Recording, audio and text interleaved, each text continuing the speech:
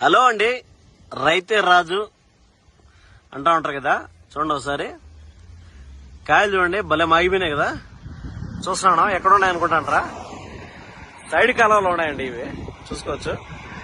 చూడండి, మామిడి పండ్లు మాగిపోయి రైతులు గిట్టుబాటు ధర లేక మొత్తం లోళ్ళు ట్రాక్టర్లో లోళ్ళు సైడ్ కాలంలో దింపేశారు. చూసుకోవచ్చు, ఈడ కాదు ఇంకా ఉన్నాయి, చాలా లోళ్ళు అయితే ఉన్నాయి.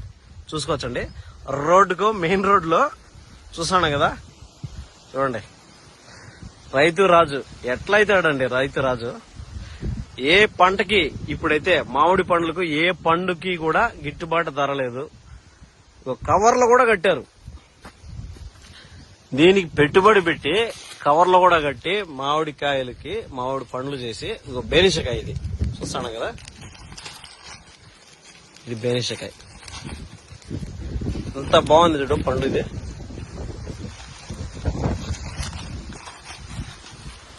ఈ పండు కూడా అట్లే అసలు కనీసం కవర్లో నుంచి కూడా బయట తీయకుండా పడేసారు. ఈ పండు చూడండి, ఎక్కడ డ్యామేజ్ కూడా లేదు పెద్దగా. ఇది అంటుకున్న కవరు చూడండి, గట్టిగా ఉంది, పండు బాగుంది.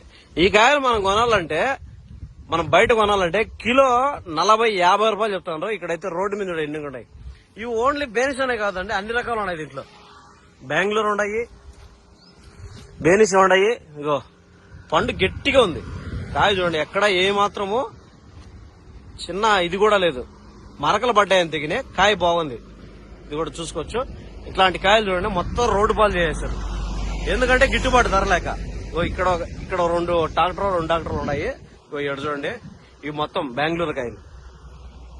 కాయ చూడండి ఎంత బాగున్నాయి చూడండి, రోడ్డు పాలు చేసేసారు మొత్తం. రైతు ఎక్కడండి, ఎక్కడ రైతు గిట్టుబాటు ధర వచ్చేది, ఎక్కడ కష్టపడతాడు, ఎక్కడ కూలీ లేనిది, దీనికి ఏంది పరిస్థితి ఏంది. ఇక్కడ ఉన్నాయి చూడండి, ఇంకా ఇక్కడ ఒక లోడ్ ఉన్నాయి.